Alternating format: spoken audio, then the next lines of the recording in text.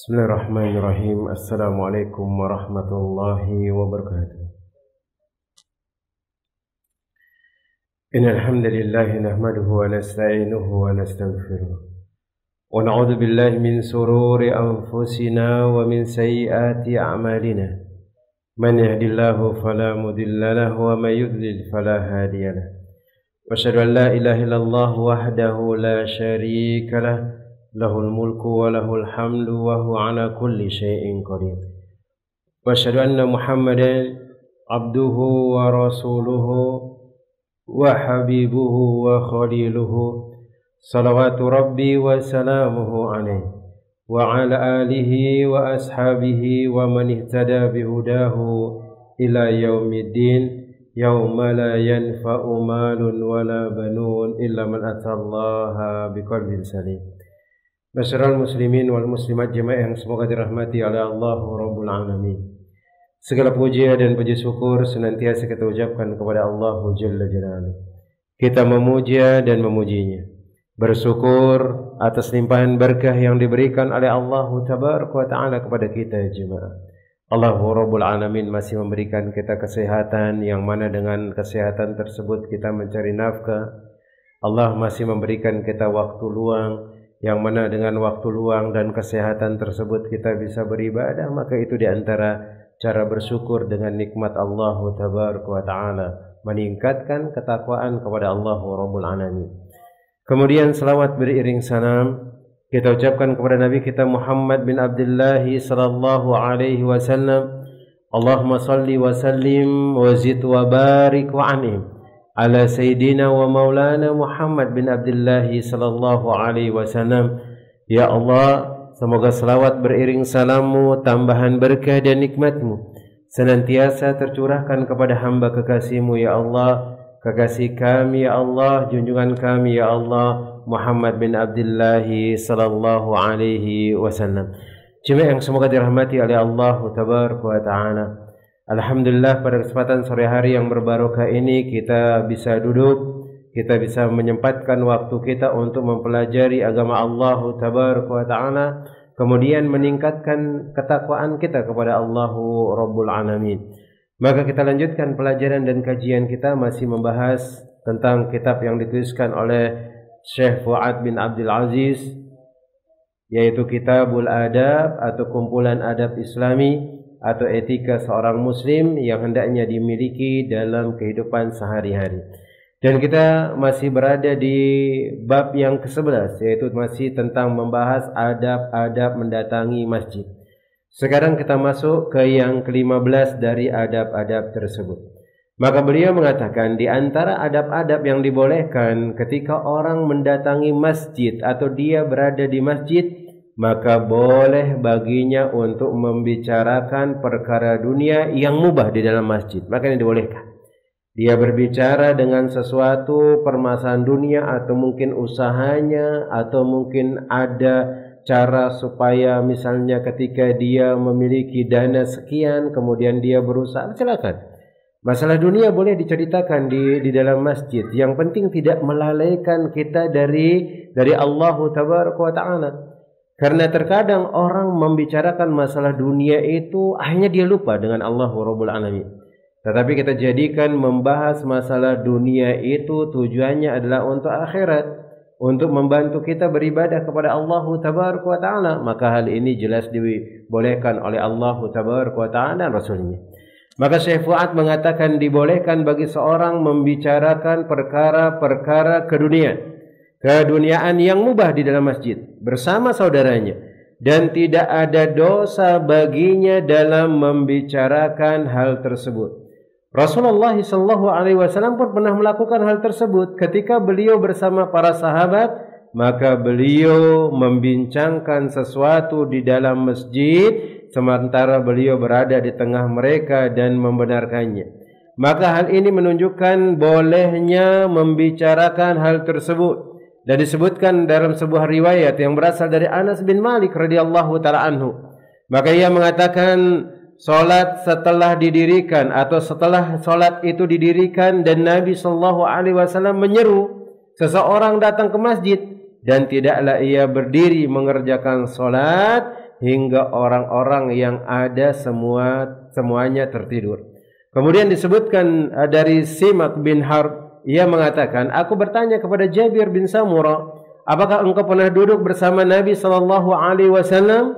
Maka ia mengatakan, iya, beliau seringkali tidak berdiri pergi dari musalla, yaitu dari tempat solatnya beliau, di mana beliau solat subuh di tempat tersebut hingga terbitnya matahari. Maka kalau matahari sudah terbit, kata beliau, maka beliau pun berdiri dan pergi. Dan para sahabat biasanya berbincang-bincang dan menyebutkan perkara jahiliyah hingga mereka tertawa, dan beliau sallallahu alaihi wasallam pun tersenyum dengan hal tersebut. Akan tetapi ketika berbincang-bincang seputar keduniaan di dalam masjid, diharuskan memperhatikan beberapa perkara, dan ini yang disampaikan dan diajarkan oleh Nabi SAW.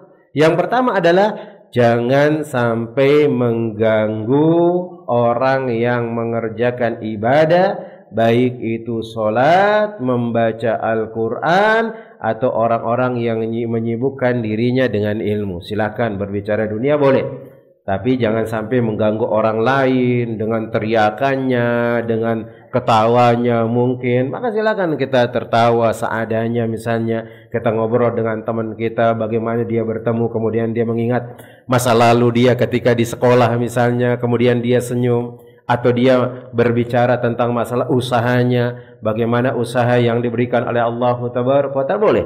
Dengan syarat jangan sampai mengganggu orang yang melakukan ibadah di dalam masjid tersebut.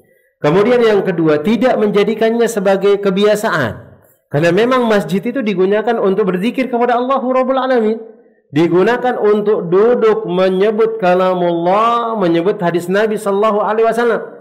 Maka sesekali boleh dia ketemu dengan temannya, dia ngobrol permasalahan tersebut, tapi yang enggak setiap hari dia datang ke sana, ternyata enggak ada tempat tongkrongan. Akhirnya dijadikan masjid itu tempat tongkrongan, dia buat kopi, majelis kopi di sana, kemudian dunia terus yang diceritakan terus. Akhirnya yang diceritakan ya poligami, terus yang diceritakan misalnya, atau mungkin yang lainnya yang diceritakan. Masalah-masalah dunia, walaupun itu adalah hal yang boleh, dikhawatirkan ternyata nanti niatnya datang ke masjid bukan untuk beribadah, tapi untuk duduk ngerumpi tentang permasalahan dunia, yang mana terkadang hal tersebut tidak meningkatkan ketakwaan kita kepada Allah Rabbul Alamin. Itu yang kedua. Kemudian yang ketiga, menjaga jangan sampai mengucapkan perkataan atau melakukan perbuatan yang diharam.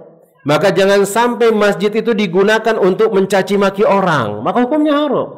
Jangan sampai kita gunakan masjid itu untuk menggibah orang, untuk menamimah orang, mencaci maki, mencela, menghina dan yang lainnya.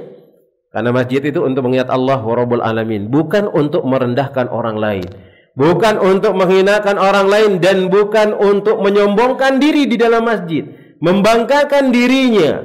Kemudian dia ada rasa ujub dengan hal tersebut, maka jelas ini adalah perbuatan yang haram. Apalagi sering terjadi ternyata masjid itu digunakan untuk ketemuan laki perempuan yang bukan mahram. Ada sampai kasus mereka melakukan perbuatan zina di masjid misalnya. Jelas ini adalah perbuatan-perbuatan yang diharamkan oleh Allah Tabaraka wa Ta'ala. Maka hal itu adalah diharamkan. Mulai dari ucapan, mulai dari perbuatan yang haram, maka masjid bukan untuk digunakan atau dibangun untuk itu. Sebagaimana ini pernah diwasiatkan oleh Nabi sallallahu alaihi wasallam. Ketika ada seorang Arab Badui yang datang ke masjid. Tiba-tiba dia datang ke masjid entah dari mana, kemudian dia pengen kencing, dia kencing di pojokan masjid. Kemudian orang-orang pun berdiri hendak menghardik itu Arab Badui. Mau menghardik Arab Badui tersebut. Akhirnya Nabi SAW mengatakan, jangan dulu. Biarkan dia selesai kencing dulu, baru nanti kita nasihatin. Karena ternyata Nabi SAW mengambil faedah ketika kita berdakwah itu, kita harus melihat kondisi orang yang kita dakwahi. Enggak semua orang itu harus kita samaratakan. Oh, pembahasannya seperti ini, harus dia sampaikan seperti ini. Lah, karena ada banyak orang itu yang berbeda-beda penangkapannya. Ada yang sangat lemah, yang kita harus mengucapkan kata berulang-ulang kali dan yang lainnya. Dan Nabi SAW melarang para sahabat untuk menghardik Arab Badui tersebut. Ada beberapa hal. Yang pertama, Kalau dia kencing di pojokan, kemudian dia dihardik, mau dipukul, nanti kencingnya itu bukan hanya di pojokan masjid saja. Maka dia akan berlari kemana-mana, karena yang nggak mau dipukul, lari dia. Akhirnya nanti akan membuat kita akan susah untuk membersihkan najisnya, tambah banyak. Kemudian disebutkan oleh para ulama dan disebutkan oleh bagian kesehatan, ketika ada orang yang lagi kencing, asik kencing, kemudian tiba-tiba kita kagetin, itu akan berbahaya bagi kesehatannya, dan itu yang dipikirkan oleh Nabi Sallallahu Alaihi Wasallam. Akhirnya setelah Arab Badui ini selesai kencing, maka Nabi Sallallahu Alaihi Wasallam meminta satu ember air, kemudian disiramkan di tempat kencingnya. Selesai masalah.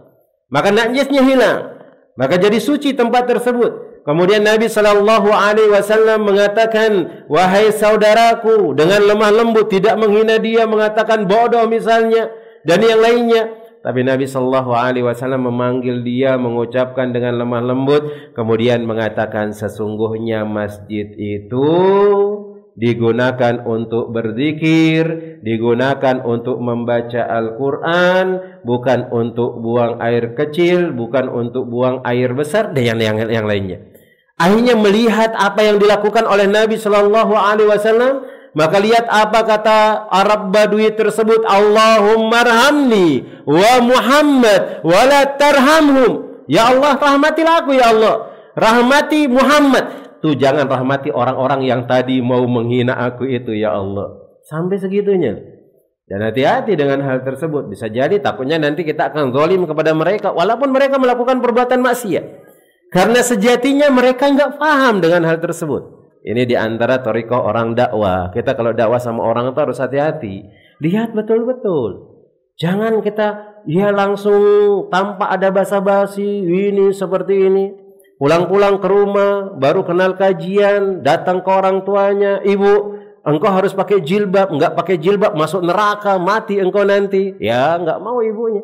Kita baru anak kemarin sore datang-datang ke rumah, memerintah ibunya tanpa ada basa-basi dan yang lainnya. Maka harus dakwahkan dengan lemah lembut, karena orang berdakwah kepada orang tua sama orang lain dari orang tua kita itu beda, orang tua dengan anak muda juga beda, anak kecil juga beda, maka sesuai dengan kondisinya, dan itu yang diajarkan oleh Nabi Sallallahu Alaihi Wasallam.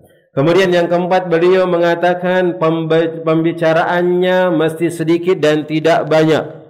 Pembicaraannya mesti sedikit dan tidak banyak, dan tidak banyak. Kalau silakan dia ngobrol apa adanya atau seadanya, kemudian dia tidak mempanjang lebarkan cerita tersebut. Maka kalau dia mau bercerita, maka silahkan di luar masjid, yang mungkin dia lebih enak, dia nongkrong di kedai kopi misalnya, kemudian menceritakan apa yang dia dapati dalam kehidupan dunia, maka silahkan. Itu tidak jadi masalah. Yang penting dijauhi waktu-waktu yang dilarang. Mana waktu-waktu yang dilarang? Biasanya waktu yang dilarang itu disebutkan oleh Nabi SAW adalah setelah Isya. Nabi Sallallahu Alaihi Wasallam yakrahu an-naumi qabla al-isya wal hadisu ba'da. Nabi SAW melarang tidur sebelum Isya, kemudian memakruhkan juga ngobrol-ngobrol setelah Isya. Ngobrol-ngobrol setelah Isya, apalagi kita menghabiskan waktu kita dengan sanda gurau yang entah berantah apa yang kita lakukan, kemudian nanti juga akan membuat kita kebablasan untuk mengerjakan sholat subuh dan yang lainnya. Maka jemaah yang semoga dirahmati oleh Allah Tabaraka wa Ta'ala, kesimpulannya yang ke-15, maka boleh membicarakan perkara dunia yang mubah di dalam masjid. Kemudian dijauhi apa yang kita sebutkan tadi, mengganggu orang ibadah, kemudian berkata-kata kotor, kemudian menjadi kebiasaan hal tersebut. Kemudian yang berikutnya adalah berbicara seperlunya saja.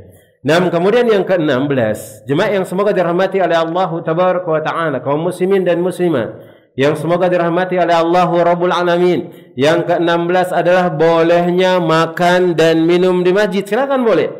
Boleh orang makan dan minum di masjid, tapi dengan syarat jangan sampai dia makan dan minum kemudian mengotori masjid tersebut. Kecuali kalau dia mau membersihkannya, maka silakan, nggak jadi masalah. Tapi kita dilarang karena memang masjid itu bukan untuk membuang kotoran di sana. Bahkan Nabi Sallallahu Alaihi Wasallam ketika ada syariat di sana, ketika ada orang sholat, kemudian dia diganggu oleh syaitan ketika dia sholat, dia terganggu, maka Nabi Shallallahu Alaihi Wasallam memerintahkan dia boleh dia meludah ke arah sebelah kiri kakinya, tapi dengan syarat bekas ludahnya itu harus dia timbun atau harus dia bersihkan. Itu ketika masjid belum ada keramiknya, yang dia menggunakan tanah, maka silakan dilakukan hal tersebut. Adapun sekarang yang menggunakan karpet, ya jangan membuang sembarangan kotoran di sana. Nah, maka beliau mengatakan di sini, Syekh Fuad bin Abdul Aziz, tidak mengapa makan dan minum di dalam masjid, karena Rasulullah SAW pernah makan di dalam masjid. Dan perbuatan beliau ini menunjukkan hal tersebut adalah boleh. Kemudian disebutkan dari Abdullah bin Haris bin Juz'i al-Zubaydi radhiyallahu ta'ala anhu, beliau mengatakan kami pernah makan roti dan daging di dalam masjid pada zaman Nabi sallallahu alaihi wasallam. Akan tetapi kata beliau di sini, hendaknya seorang yang minum atau orang yang makan di dalam masjid tidak sampai mengotorinya dengan sisa-sisa makanan atau minuman. Itu pun harus dijaga. Maka nanti kalau antum lihat, biasanya kalau puasa kadang-kadang kita buka puasa di masjid. Bahkan kalau antum pergi umroh itu di Ramadan, itu di Masjidil Haram, luar biasa, makanan di sana banyak. Cuman di sana ya orang-orang yang membawa makanan itu dia membawa alas sendiri.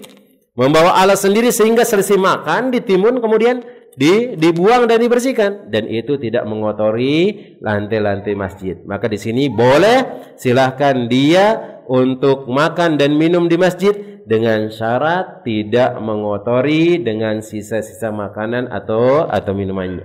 Kemudian yang berikutnya, yang ke-17, bolehnya melantunkan syair di dalam masjid. Silakan boleh. Ada orang yang berdiri ke depan kemudian melantunkan syair, atau mungkin ada yang dia memutar kaset yang di dalamnya syair. Jemaah, ingat ini bukan musik, tapi ini adalah syair. Syair yang disebutkan oleh para ulama adalah syair yang memberikan orang semangat, supaya dia semangat untuk beribadah kepada Allah Tabaraka wa Ta'ala, supaya dia semakin mendekatkan diri kepada Allah Rabbul Alamin. Adapun kalau ada dia membawa syair kemudian dia menggunakan musik-musik, maka jelas itu enggak boleh, karena musik itu hukumnya adalah haram. Dan ini yang disebutkan oleh sebagian besar daripada ulama, bahkan jumhur ulama mengatakan itu sudah haram. Adapun orang-orang yang menyelisihinya, maka ucapannya adalah ucapan yang marju, yang sangat lemah ucapan tersebut. Karena Nabi Shallallahu Alaihi Wasallam jelas-jelas menyebutkan hal tersebut, yaitu alat-alat musik. Nabi Shallallahu Alaihi Wasallam mengatakan, sayakunu fi ummati, yakni fi akhiriz zaman, sekelompok kaum yastahilluna al-hirra wal harira wal ma'azib. Dia akan menghalalkan riba, dia akan menghalalkan khamar. Dan sekarang kita lihat ada orang-orang yang menghalalkan riba berdalil dengan dalil-dalil yang dia ambil dari Al-Quran dan Sunnah Nabi SAW, padahal itu adalah tidak sahih. Itu adalah hadis yang palsu dan yang lainnya. Sekarang ada yang menghalalkan khamar juga untuk obat, kata mereka. Racun misalnya, yang lainnya untuk mengobati misalnya. Padahal tidak ada Allah Jalla Jalaluhu menjadikan sesuatu yang haram itu menjadi obat. Enggak ada. Cuman hawa nafsu kita aja mengatakan, oh ini kan seperti ini. Ya kecuali kalau darurat memang, jemaah. Darurat itu apa? Antum enggak ada minuman, kecuali air kencing antum misalnya. Jangan haram air kencing. Antum lagi safar di padang pasir atau di hutan tandus misalnya, atau padang pasir yang tandus, nggak ada minuman, antum haus. Kalau antum nggak minum, mati antum. Baru ini dibolehkan. Ini dalam kaidah yang disebutkan oleh Syekh Abdurrahman bin Nasir As-Sa'di, ad-daruratu tubihul mahdurat. Ketika hal tersebut adalah darurat, maka dibolehkan melakukan sesuatu yang haram ala kadarnya, yaitu biqadriha, sesuai dengan takarannya. Jangan dia simpan, jangan dia ini. Tapi kalau ada yang lain, maka silahkan. Nah, kalau ada yang lain, maka itu jelas lebih diutamakan. Nah, maka beliau mengatakan di sini dibolehkan melantunkan syair di dalam masjid. Dan hal ini apabila syair tersebut adalah syair yang mubah, bukan yang haram. Dan harusnya menjaga perkataan yang memang harus dijaga. Karena syair adalah perkataan yang jika baik maka ia pun baik, sedangkan yang buruk maka ia pun akan menjadi buruk.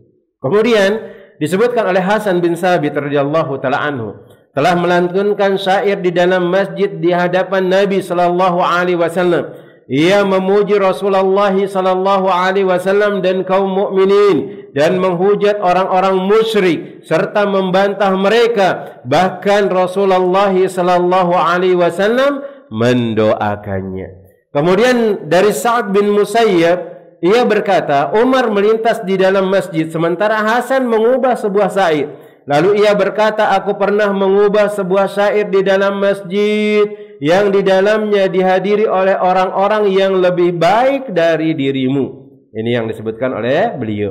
Kemudian ia pun menoleh kepada Abu Hurairah dan mengatakan, aku bersumpah demi Allah, pernahkah engkau mendengar Rasulullah sallallahu alaihi wasallam mengatakan, bilalah aku ya Allah, kuatkanlah ia dengan Ruhul Kudus. Ia berkata, iya. Nah ini maka dibolehkan untuk bersair. Silakan bersair. Kita sampaikan syair-syair yang menggugah jiwa kita untuk melakukan ketaatan, serta dijauhi beberapa hal. Tidak boleh ada musik, kemudian enggak boleh ada ucapan-ucapan yang haram, tidak boleh ada kesyirikan di sana. Jelas ini silakan dibolehkan. Atau mungkin dia di rumah juga melakukan lagu misalnya, karena disebutkan oleh para ulama lagu itu tidak mutlak semuanya adalah haram. Haram tidak mutlak semuanya adalah haram. Ada yang dibolehkan. Mana dia? Lagu yang tidak ada kesyirikannya, lagu yang tidak ada hawa nafsu dan syahwatnya, lagu yang tidak diiringin oleh musik-musik. Mana contohnya? Ketika ibu-ibu lagi menidurkan anaknya, kemudian dia mengatakan Nina Bobo misalnya atau apalah, jangan gigit dia nyamuk lah misalnya, maka silakan. Gak jadi masalah hal tersebut selama di sana tidak ada kesyirikan kepada Allah. Tidak ada syahwat disebutkan di sana, kemudian tidak ada lantunan alat-alat musik di sana, maka itu jelas dibolehkan oleh Allahu Tabaraka wa Ta'ala. Kemudian yang berikutnya jemaah yang semoga dirahmati oleh Allahu Rabbul Alamin, yang ke-18. Maka di antara adab-adab mendatangi masjid yang disebutkan oleh Syekh Fuad bin Abdul Aziz, bolehnya bermain dengan tombak dan semisalnya di dalam masjid. Bahkan yang lebih hebat lagi, Aisyah radhiyallahu taala anha pernah ingin melihat para pemuda memainkan pedang juga. Maka Nabi SAW membawa Aisyah, kemudian berdiri di belakangnya Nabi SAW, kemudian melihat para pemuda yang lagi berpedang, lagi belajar tombak, lagi belajar apa di masjid. Silakan. Kalau memang nggak ada tempat sama sekali, kalau sekarang kan luar biasa, ada tempat khusus untuk memanah, ada tempat khusus untuk ini dan yang lainnya, karena dikhawatirkan nanti masjid kotor, maka hukum asalnya boleh, silakan. Hukum asalnya adalah boleh. Dan ini yang disebutkan oleh Syekh Fuad bin Abdul Aziz, diriwayatkan dari Aisyah radhiyallahu taala anha, ia berkata, suatu hari aku melihat Rasulullah sallallahu alaihi wasallam berada di pintu kamarku dan orang-orang Habasyah bermain di dalam masjid. Dan Rasulullah sallallahu alaihi wasallam menutupiku dengan jubah beliau. Aku pun menyaksikan permainan mereka. Dalam riwayat yang lain, Aisyah berkata, Rasulullah sallallahu alaihi wasallam masuk ke dalam bilikku dan di sisiku ada dua anak kecil wanita senang bersenandung dengan senandung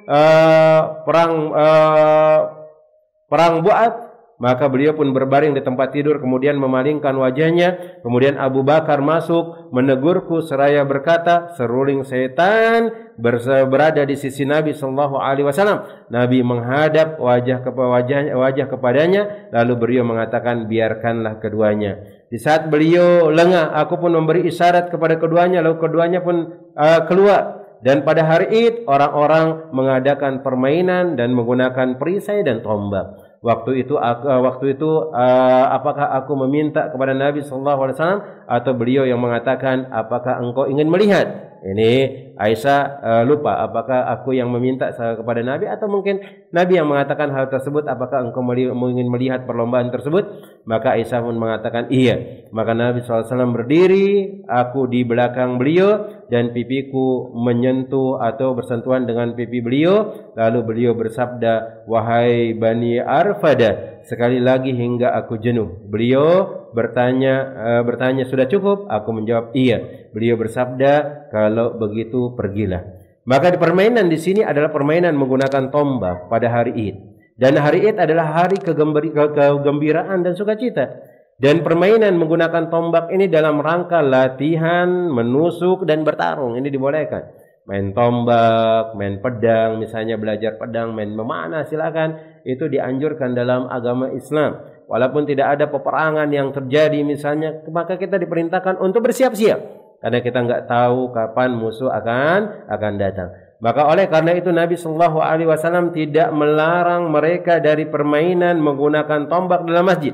Bahkan beliau memerintahkannya karena dari permainan ini diharapkan memberikan faedah, tidak sebatas permainan saja. Ini dia.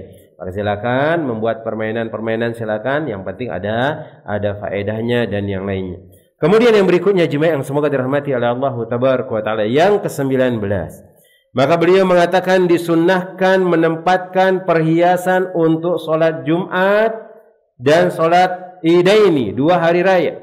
Disunnahkan untuk menampakkan perhiasan untuk sholat Jumat dan sholat Idul Idaini, yaitu 2 hari raya. Maksudnya disunahkan untuk menampakkan apa di sini? Yang menggunakan pakaian-pakaian yang bagus, pakaian-pakaian yang indah, silakan digunakan. Yang jelas jangan sampai itu membuat kita merasa ujub, yaitu merendahkan manusia dan sombong. Maka ini enggak boleh. Adapun kalau segera dipakai, kadang-kadang kita ada melihat orang yang bukan Arab, dia pakai jubah, kemudian dia pakai baju luar kayak seperti orang Arab, maka silakan dia pakai surban, atau mungkin dia kayak pakai seperti baju adatnya misalnya, tetapi menutup aurat, maka silakan dibolehkan. Tapi ini untuk laki-laki. Adapun untuk perempuan, jelas menjaga fitnah, menjaga syahwat, menjaga auratnya, maka itu jelas paling utama dari hal tersebut. Karena ingat, di antara tujuan menutup aurat itu bagi kaum muslimat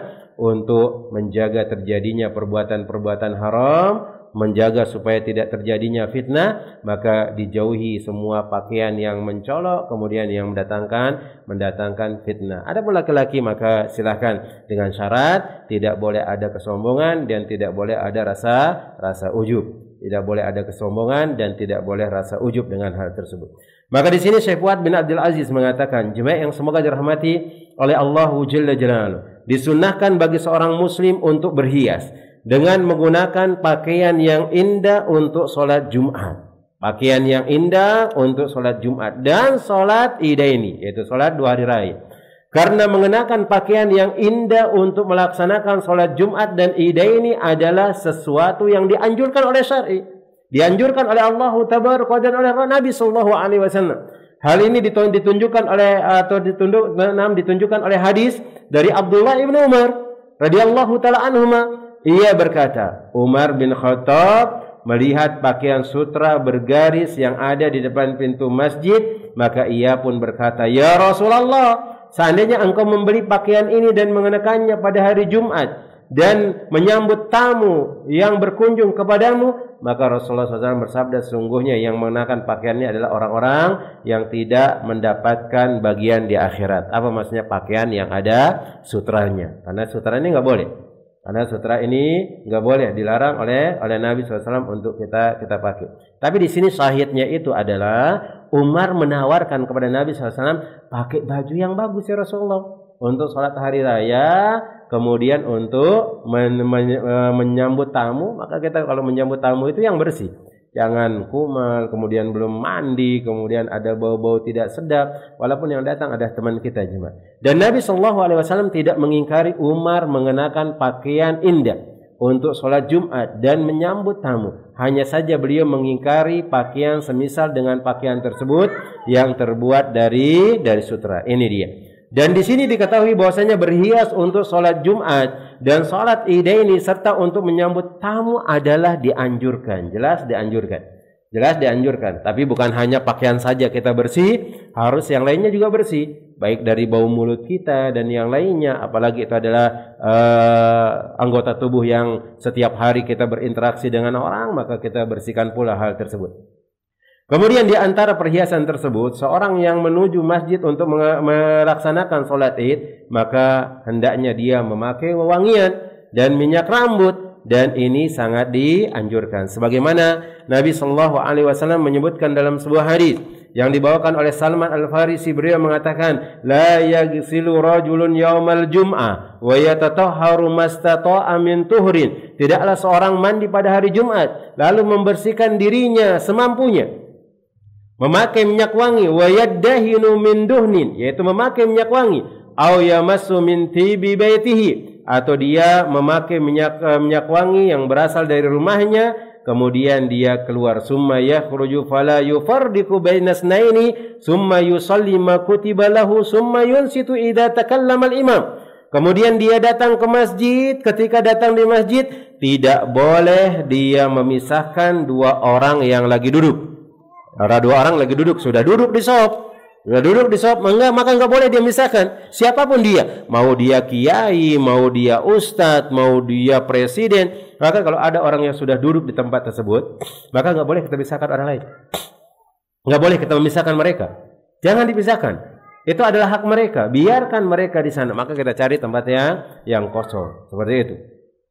Kemudian summa yusalli ma kutiba lahu, kemudian boleh dia mengerjakan salat, yaitu salat mutlak. Ketika dia datang ke masjid, dia sholat mutlak sampai nanti keluarnya imam. Sampai datang keluarnya imam. Dan tidak ditentukan berapa jumlah rakaatnya. Silakan dikerjakan. 2 rakaat salam, 2 rakaat salam, 2 rakaat salam, 2 rakaat salam. Maka ini dibolehkan sampai keluarnya imam. Summa yunsitu idza takallama al-imam. Kemudian dia diam ketika khatib lagi berkhutbah.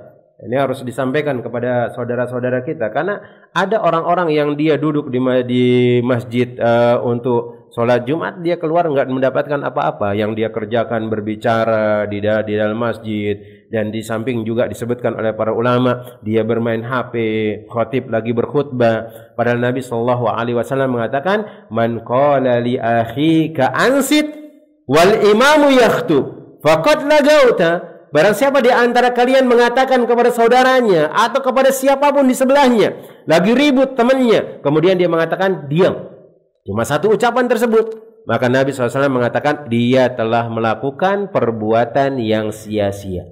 Sia-sia dia lakukan perbuatan tersebut, nggak ada pahala sama sekali. Maka sering kita lihat ada orang duduk di sholat Jumat mendengarkan khutbah disampaikan, keluar dari sana nggak ada apa-apa yang dia dapatkan, nggak ada faedah sama sekali.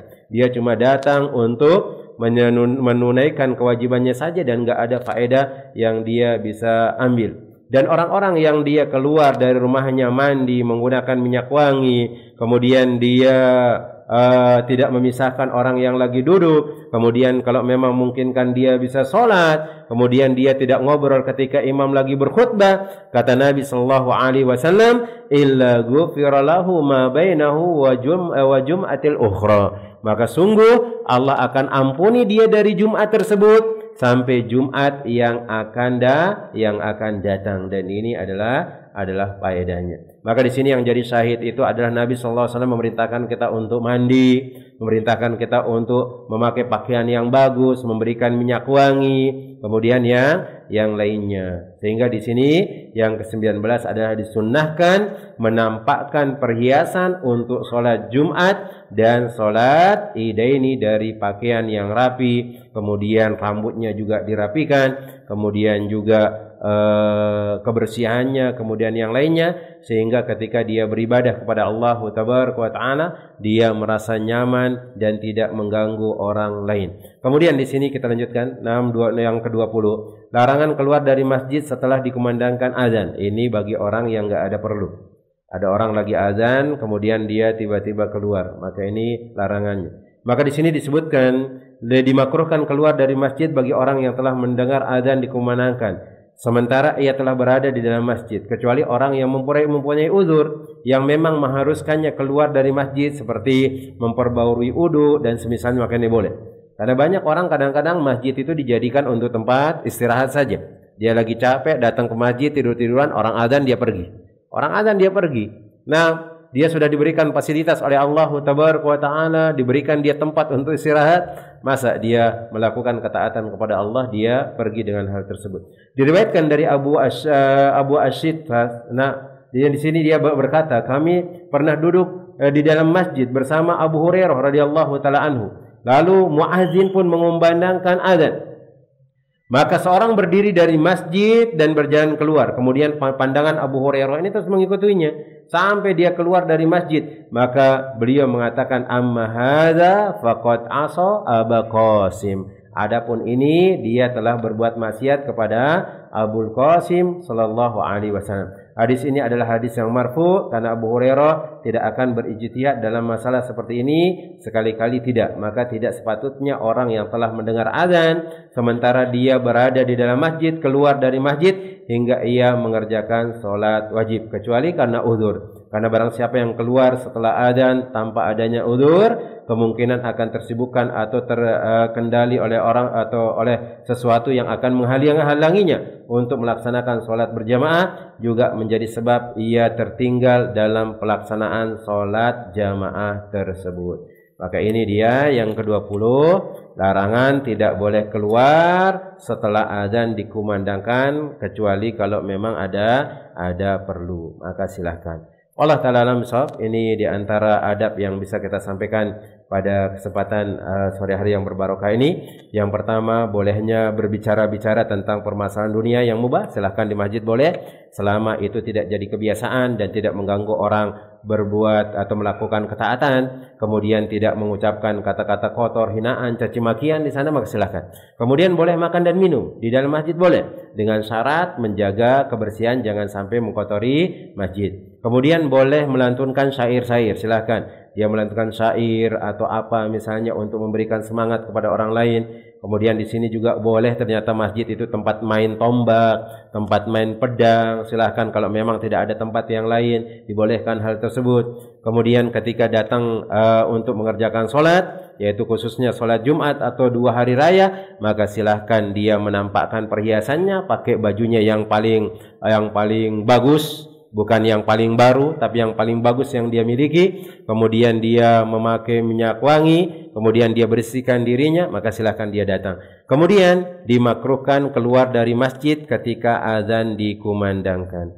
Nah, Allah Ta'ala alam shawab. Mungkin ini yang dapat Anda sampaikan. Sisanya kalau memang ada pertanyaan, kita buka untuk pertanyaan. Nah, mungkin ada pertanyaan?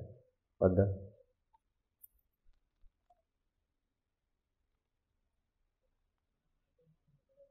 Waalaikumsalam warahmatullahi wabarakatuh.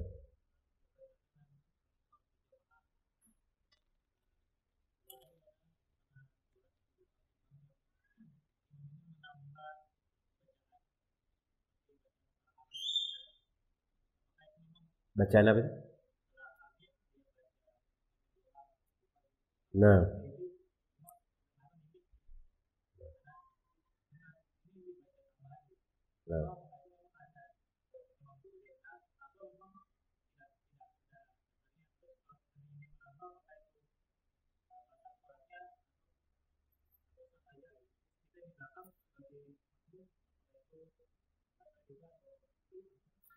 Jemaah. Ada seorang imam yang ketika dia membaca bacaan di sana, kadang tidak membaca atau dia menambah dari bacaannya tersebut dengan mengucapkan doa misalnya.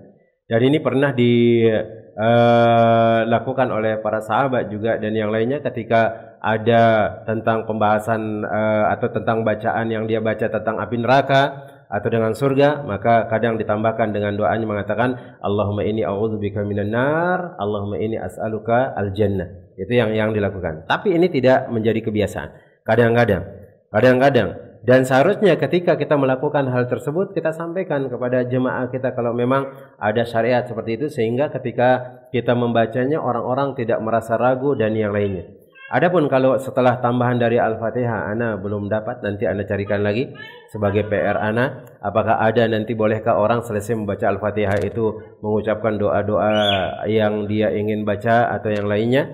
Kemudian yang berikutnya, apakah sholat akan menjadi batal dengan hal tersebut? Kalau itu adalah ucapan ke orang lain atau ucapan tambahan ngomong ke orang lain, maka itu batal. Kalau itu sekedar doa, insya Allah itu tidak batal.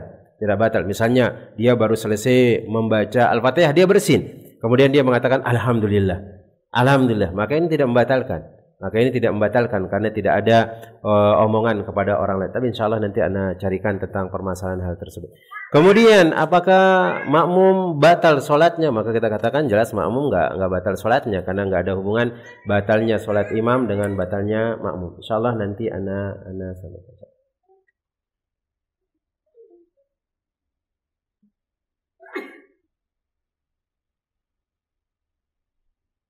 Nah, di sini ada pertanyaan.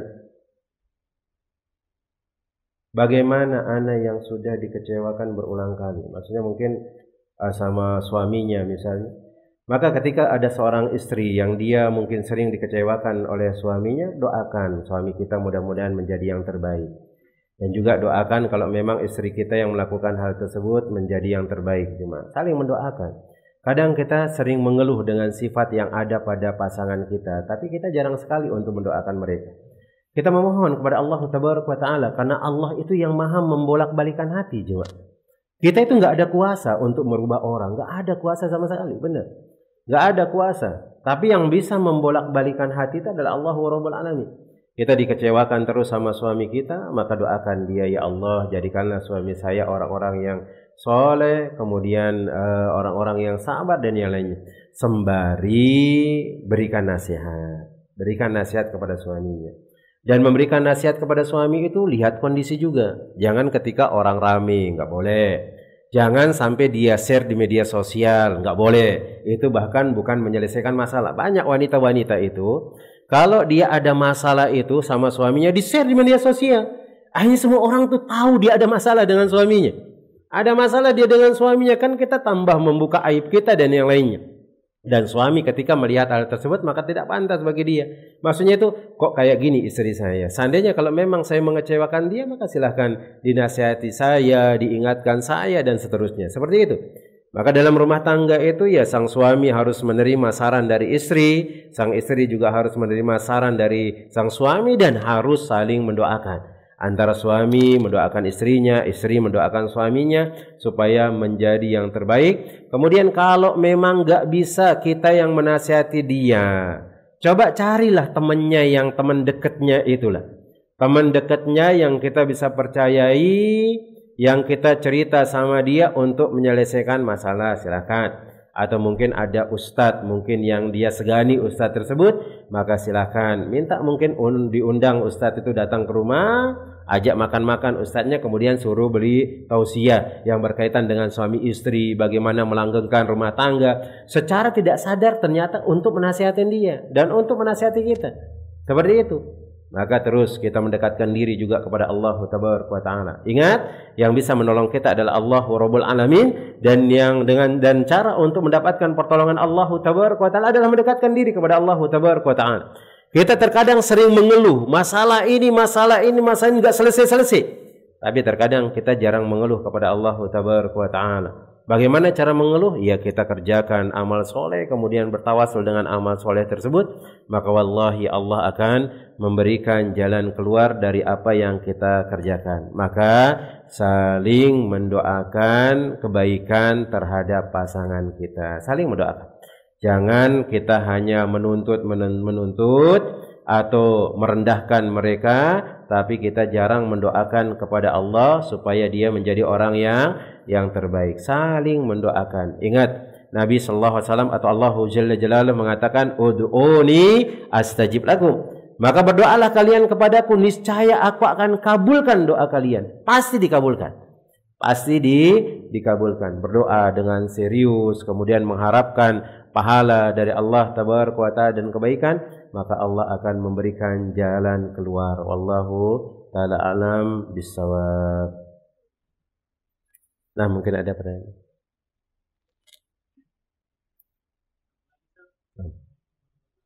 Waalaikumsalam warahmatullahi.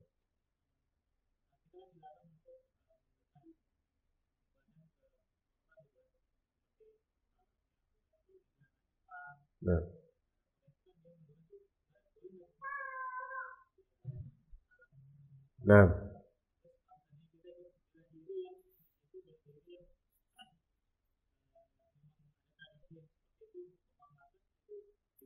Nah, jemaah, bagaimana hukumnya menundukkan badan kepada orang lain? Maka disebutkan oleh para ulama dan disebutkan oleh Nabi SAW itu adalah tidak dibolehkan. Karena yang berhak untuk ditundukkan tubuh kita adalah kepada Allah Rabbul Alamin. Tapi di sini disebutkan oleh para ulama, tundukan yang kayak gimana yang enggak dibolehkan. Maka sebagian para ulama mengatakan seperti ruku. Seperti dia duduk, kemudian dia berjalan sambil duduk. Itu yang dilarang oleh Nabi SAW. Adapun ketika orang mungkin menganggukkan kepalanya, menghormati seperti ini, ana rasa itu tidak jadi masalah karena itu bukan untuk penghambaan, karena yang mau dimaksudkan merendahkan tubuhnya itu membungkuk, maka ini yang dilarang. Dan itu yang dilakukan oleh para sahabat ketika dia datang ke negara yang di mana pemimpinannya adalah orang-orang yang menyekutukan Allah Tabaraka wa Ta'ala, orang Yahudi, orang-orang Nasrani. Ketika keluar dari pintu tersebut, mereka tidak membungkukkan punggungnya kepada mereka. Dan ini memang diantara yang diajarkan oleh Nabi Sallallahu Alaihi Wasallam. Sekedar penghormatan mengatakan, maka mereka akan paham. Mereka akan paham. Dan orang-orang di luar negeri itu paham, oh ini dia bukan orang di sini, oh ini dia orang seperti ini, dan seterusnya. Dan insya Allah kita ketika belajar di bela diri juga mungkin paham juga mereka dengan hal tersebut. Nah, tinggal disampaikan saja. Allah Ta'ala alam. Ada yang lain? Ibu-ibu mungkin ada pertanyaan? Kalau nggak ada kita cukupkan. Nah, ada pertanyaan? Nggak ada. Nah, Allah Ta'ala alam. Mungkin ini yang dapat Anda sampaikan. Semoga Allah Jalla Jalaluhu memberikan keberkahan kepada kita jemaah, kemudian memudahkan urusan kita, baik urusan dunia ataupun urusan akhirat, kemudian memudahkan kita untuk terus beribadah kepada Allah Tabaraka wa Ta'ala sampai kita meninggal dunia. Dan semoga anak-anak kita menjadi anak-anak yang soleh dan soleha, dan di antara cara untuk menjadikan mereka menjadi anak-anak yang soleha adalah kita orang tuanya terus beribadah, mendekatkan diri kepada Allah, karena sifat kita ini akan kita wariskan kepada anak-anak kita. Dan semoga kita dimasukkan ke dalam surga Allahu Rabbul Alamin. Amin ya Rabbal Alamin. Kita cukupkan dengan doa kafaratul majlis. Subhanakallahumma wa bihamdika asyhadu an la ilaha illa anta astaghfiruka wa atubu ilaik. Assalamualaikum warahmatullahi wabarakatuh.